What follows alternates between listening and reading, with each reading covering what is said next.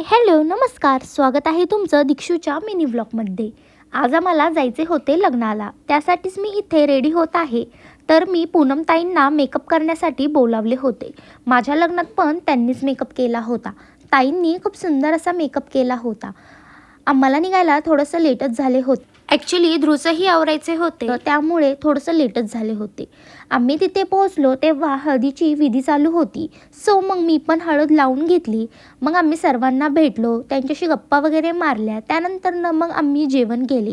जेवण झाल्यानंतर मग आम्ही थोडेसे फोटोज वगैरे काढले। त्यानंतर सप्तपदीची विधी ही चालू झाली। सप्तपदी झाल्यानंतर मग मी पण ध्रुवचा ड्रेस चेंज केला। त्याचा आवरून झाल्यानंतर मी त्याचे थोडेसे फोटोज काढले। मग सर्वांसोबत फोटोज काढले।